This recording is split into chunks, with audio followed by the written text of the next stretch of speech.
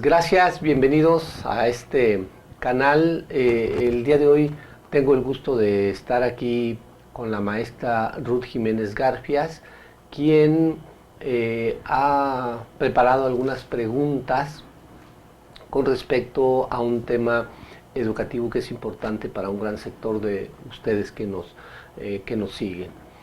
Se trata precisamente de lo que es la dirección de un centro educativo o la gestión para un centro educativo. Pero sus preguntas para darle algún comentario, respuesta o poner temas de interés para todos los que son directores o los que pretenden serlo. Buenos días, maestro, muchas gracias. La primera pregunta es, ¿cuál es la finalidad de un centro educativo? La finalidad de un centro educativo está siendo resignificado de manera reciente, pero lo más importante es que un centro educativo es un espacio de aglutinamiento de diferentes actores. Esos actores se llaman maestros, alumnos, directivos, padres de familia, que de alguna manera confluyen para formalizar un proceso educativo. Lo digo como formalizar porque la educación empieza en casa. Esta educación continúa con otras instancias de la sociedad y la escuela es un centro muy importante para ello. Recordemos que tenemos en nuestro marco legal y normativo que en la escuela se debe de procurar que el alumno se desarrolle armónicamente. Y esa armonía implica que en todas las áreas que tiene que vivenciar, pues las vaya teniendo desde la escuela, no siendo el único espacio, sino también la familia, la comunidad donde vive el alumno o la alumna. La importancia que tiene un centro educativo que le da la ley es que ahí se formalicen ciertas habilidades, ciertos conocimientos. Entonces esa formalidad nos la da un programa de estudio, nos la da una malla curricular de un conjunto de asignaturas para que de alguna manera cada una esté aportándole elementos para que el alumno o la alumna desarrolle conocimientos, habilidades, actitudes o lo que conocemos de manera integral, las competencias necesarias. ¿Y quién dicta eso que es necesario? El plan y programas. ¿Y de dónde sale? Sale del análisis de las teorías del desarrollo y del aprendizaje. Por eso el centro educativo, llámese escuela, colegio, y llámese preescolar, primaria, secundaria, en cualquiera de sus modalidades, es importante porque también es un centro de referencia. ¿A dónde vamos a aprender? A la escuela. ¿A dónde vamos a convivir? A la escuela. ¿A dónde vamos a hacer esto? A la escuela. Entonces, la escuela siempre será un polo de desarrollo. Es decir, está expuesto el espacio físico, pero lo que se detona a partir de lo que se trabaja al interior del aula y de la escuela es muy importante para la sociedad inmediata o cercana. Por eso es importante los centros educativos o las escuelas. ¿Cómo funciona, por lo tanto, un centro educativo? Funciona de muchas maneras. ¿Cómo debería de funcionar? Quizás tengamos que pensar en ese ideal. El centro educativo tiene que ser dador de oportunidades a los alumnos y también a los maestros para que conjuguen sus esfuerzos en la enseñanza del maestro, en el aprendizaje del alumno.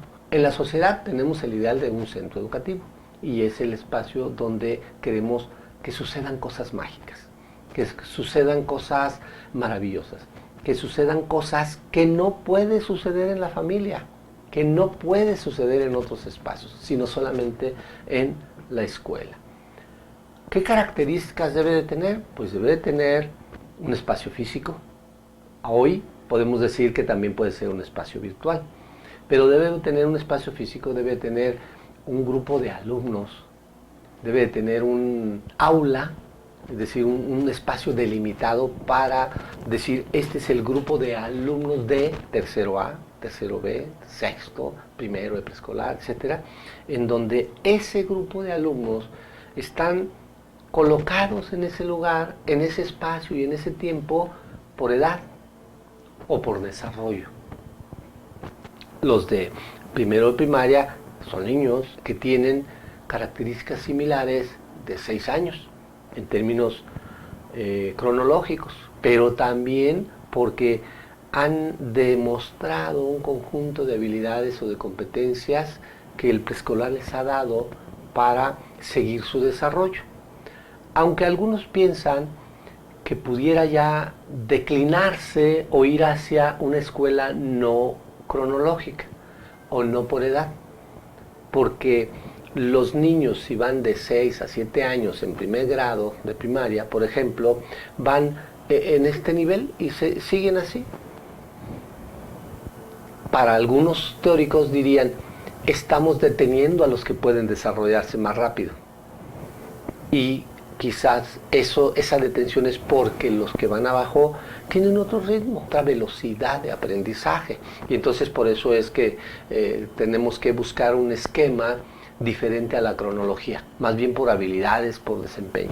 Debe tener la escuela el espacio físico o virtual, en este caso, en este momento, los alumnos, los maestros, el conjunto de alumnos con esas características propias para buscar, trabajar cosas comunes, ¿sí? y un poco diferenciadas en los extremos, hacia abajo o hacia arriba.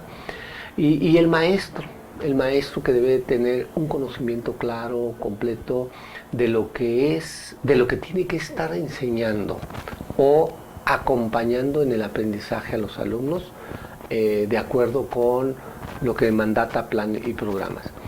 Debe tener también un conjunto de reglas, de normas, que le permitan vivir y convivir mejor a los alumnos y también a los maestros.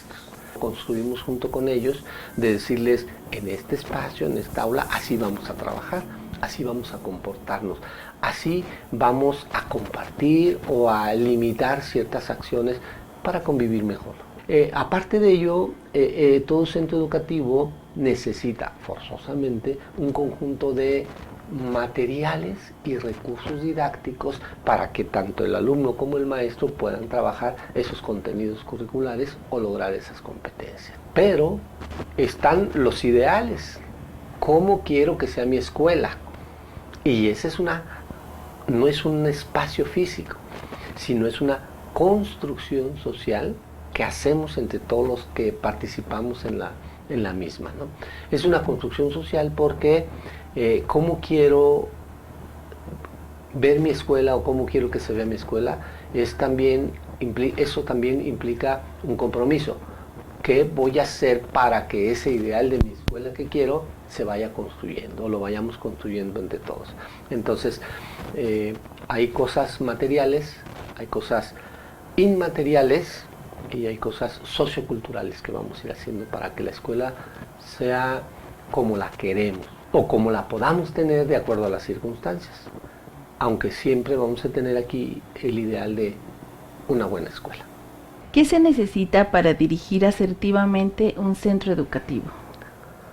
Dices una palabra clave, asertivamente. La dejo ahorita pendiente para primero ver cuáles son esas características o habilidades que debe tener un directivo. Quiero pensar de esta manera, y esto lo hago a partir de la experiencia que tengo de haber dirigido algunos centros educativos o de haber acompañado a sus procesos formativos a los que hoy son directores y compartimos experiencias. Primeramente, no hay escuelas para directores. Ese es una limitante que tiene el sistema, porque no hay escuelas normales para hacer una licenciatura en dirección de espacio educativo. Pero sí hay maestrías y esas ayudan de alguna manera a tratar de entender qué es lo que un director de un centro educativo puede hacer o puede no hacer, o puede potencializar con lo que tiene, o puede gestionar para lo que no tiene pero que quisiera para lograr un proyecto. Entonces, ¿qué ¿Qué se requiere para dirigir un centro? Tener una buena disposición, tener una formación, tener experiencia para entender lo que va a ser un director. Vamos a pensarlo de esta manera. Este es el grupo de alumnos. Este grupo de alumnos que yo como maestro de grupo tengo en una escuela determinada, este es mi ámbito de influencia. Con ellos trabajo. Y debo de entender plan, programas, teorías del desarrollo y el aprendizaje de los alumnos, estrategias de enseñanza, estrategias de evaluación, todo eso. Porque este es mi ámbito de trabajo.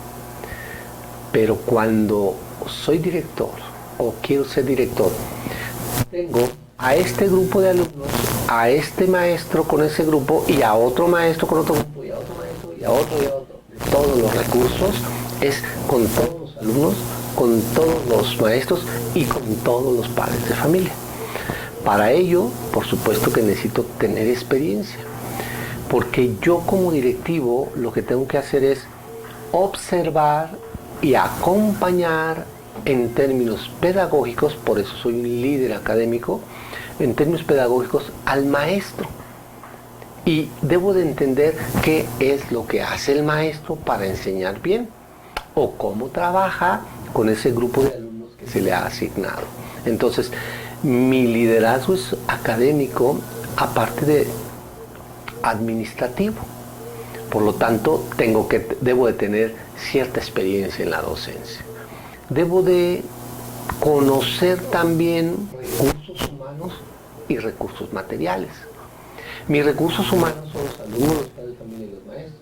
Y mis recursos materiales son todo el mobiliario, todo el equipo que hay, la infraestructura que tengo en la escuela para poder hacer que tenga mayor participación los alumnos con esos recursos o que los recursos sean suficientes para que los maestros y los alumnos logren la tarea dentro del aula. Entonces, sí debo de tener como esa conocimiento de lo administrativo en términos de educación.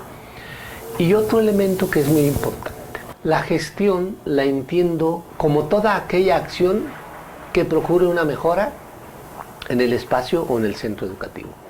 Desde solicitar que los alumnos traigan un lápiz azul, desde verificar que los padres de familia estén atentos a las reuniones o cumplan con su función de dotar a los alumnos de los recursos necesarios desde casa como alimentación, bienestar o los materiales para el trabajo dentro del aula.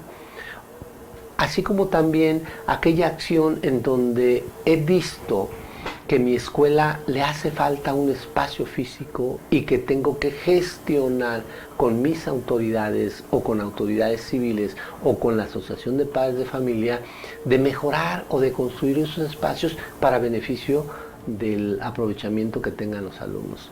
Debe tener experiencia docente porque debe de conocer planes, programas, formas, estrategias de enseñanza.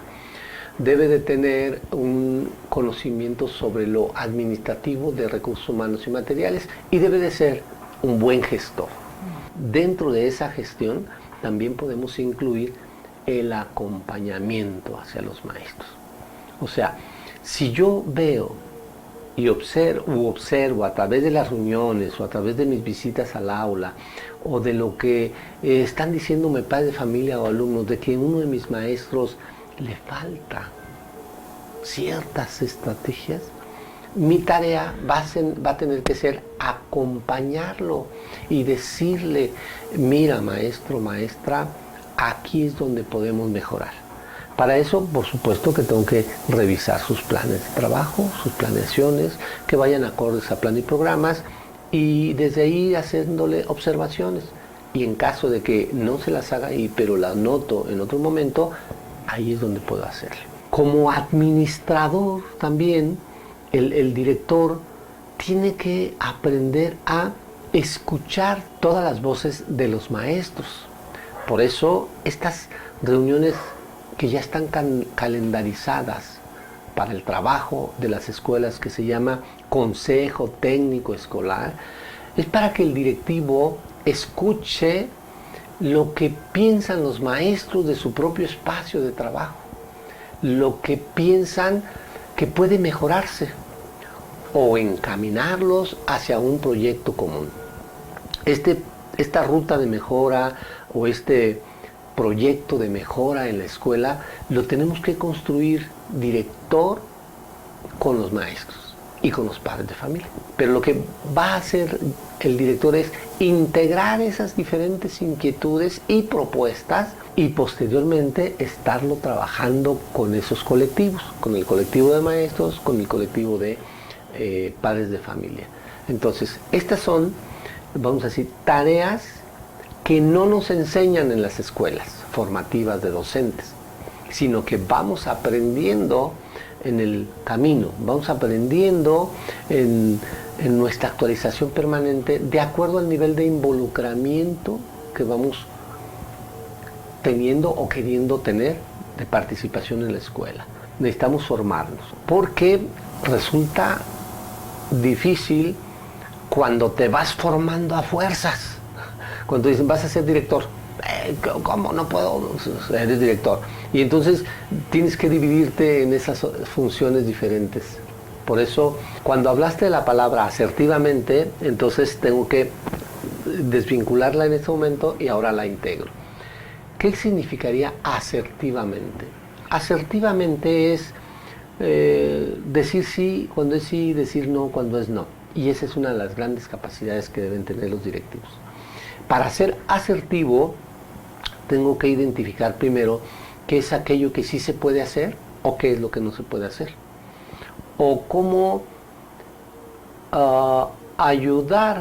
ayudarme a mi proyecto educativo, que no es solo, vuelvo a decirlo, es integrado a partir de las opiniones y todo, pero cómo ir jalando al equipo de maestros, al equipo de padres de familia, a que sigamos juntos, que vayamos hacia una misma dirección.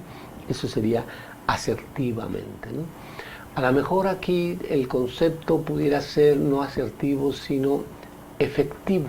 Demuestro que soy director cuando cumplo con las funciones que me encomienda las leyes, pero también cuando en los propósitos que se hicieron para este proyecto institucional se van logrando, cuando las metas tienen cumplimiento y un poquito más que eso. Entonces sería más bien cómo ser un director efectivo, o que me reconozca la comunidad escolar en la cual estoy mi liderazgo. Usted retomó que el directivo acompaña a sus docentes. Dada la explicación que nos ha dado, ¿cómo acompañar al directivo de un centro educativo entonces? Tenemos una educación piramidal, en donde, por ejemplo, si hacemos la pirámide, la parte más abajo, en términos de estructura laboral, están los docentes.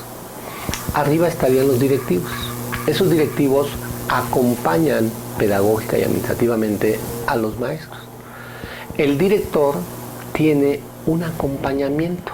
En la estructura, quien sigue serían los supervisores. Y esos supervisores son los que tienen que brindar a través de ellos mismos o de su auxiliar, que es el ATP, tienen que acompañar a los directivos para que sus maestros trabajen bien. Y esos supervisores tienen un jefe de sector o un jefe de enseñanza que les tiene que brindar. Sin embargo, esta estructura piramidal no siempre funciona. Lo que tenemos que verificar es que si cada quien hace lo que le corresponde, tendríamos mejores escuelas.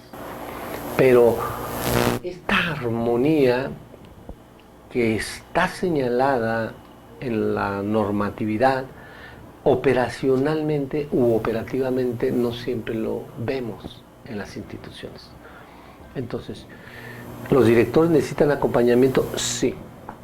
También ellos, los directores, tienen su consejo técnico, zona escolar. En ese consejo, pues es compartir estas experiencias. Y si en esas reuniones existe un buen asesoramiento o acompañamiento del supervisor, por supuesto que se logran proyectos de mayor trascendencia. es donde podemos encontrar diferencias en las estructuras y en la forma en que deberían de funcionar esas estructuras. Entonces, ¿qué elementos son esenciales en la gestión directiva? Para ser gestor, pues necesitas mucha disposición. Directivo debe ser líder de su grupo. Un líder es aquella persona que lleva a su grupo hacia un destino común, pero que además sabe por dónde ir en esa ruta para que este grupo lo acompañe o lleguen juntos hacia ese lado. No se vale que un directivo camine solo. Si camina solo, no es líder, porque nadie lo sigue. Pero tampoco se vale que un directivo se quede con todo el grupo haciendo lo que a algunos miembros les corresponde, porque entonces el proceso de evolución o de llegar al destino se va a hacer más lento. Sí se vale que el director tenga ideas, recoja inquietudes positivas en favor de su centro educativo y que además sepa llevar a los demás. No los carga o no los debe de cargar, sino les debe de motivar a partir de que estoy seguro de que esto es lo que le beneficia más al grupo, a los alumnos, a la institución. Y entonces la venta de ese proyecto o de gestión o de administración es una visión compartida, algo que no la tenga el director para sí mismo, sino que la recogió de todos porque se van a sentir parte de ese todo y todos quieren colaborar para llegar juntos a ese destino. Entonces, eso es importante en lo que es la gestión. Liderazgo, buenos proyectos y buenas acciones que permitan que en cada una de las reuniones se vaya identificando que hay avances, que esos avances son que no nos quedamos donde empezamos, sino que caminamos, dimos un paso, 2 pasos, 3 pasos. Y esas reuniones de evaluación de los proyectos permiten poner nuevas propuestas, hacer nuevas acciones o limitar algunas que se han estado haciendo. Pero eso es colectivo. El director tiene que ser un líder de esos proyectos. Por lo tanto, ¿qué características debería presentar un centro educativo que tiene una gestión directiva de excelencia? ¿Cómo identificar un centro educativo de excelencia? Es fácil. Empezamos por un buen liderazgo. Un buen líder es aquel que puede conjuntar los esfuerzos y los caracteres diversos de la comunidad, ya sea llame el colegiado de maestros, llámese la asociación y comités de padres de familia, llámese otras autoridades que convoquen para ayudar a la institución. Entonces, ahí empezamos. Una escuela se identifica porque hay un buen líder, pero no porque sea él el único que esté trabajando, ni porque es la estrellita, no es el que tiene que lucir, sino que gracias a ese liderazgo se hace que funcionen todos en cómo deben de hacerlo. Por lo tanto, si el líder puede identificar quién es quién, en dónde está mejor, y qué cosas hace bien y las valora, y qué cosas hace deficiente pero hay que acompañarlo, ese líder va a ganar muchísimo. El centro educativo es una entidad viva, viva en el sentido de que todo se mueve. Entonces, si hay un buen liderazgo directivo, hay buen equipo de trabajo de docentes. Si hay buen equipo de trabajo de docentes, los alumnos logran mejor los aprendizajes. Y además los padres de familia están satisfechos con ese trabajo que están haciendo los maestros en el grupo y el director en la escuela. Recordemos, ¿por qué es una escuela buena? ¿Por qué la identificamos? ¿Por qué queremos mandar ahí a nuestros hijos? Por su historia, por sus logros, por el beneficio que están viendo los padres de familia y lo comunican a otros de que sus hijos ahí sí aprenden, de que sus hijos ahí sí son felices, de que sus hijos ahí sí son trabajadores y logran lo que se pretende, y de que los maestros están comprometidos. Y un grupo de maestros está comprometido en una escuela cuando hay buen liderazgo. Muchísimas gracias, maestro. Un gusto. No, al contrario, y gracias a ti y a ustedes los invitamos a que nos sigan acompañando en este canal, dándole like a los temas que estamos proponiendo. Tendremos muchos más. Suscríbanse al canal y gracias a todos. Recordemos que Asesoría y Actualización Educativa es un centro de acompañamiento para maestros y directivos en sus trayectos formativos iniciales y en su actualización permanente. Seguimos en contacto y gracias por acompañarnos.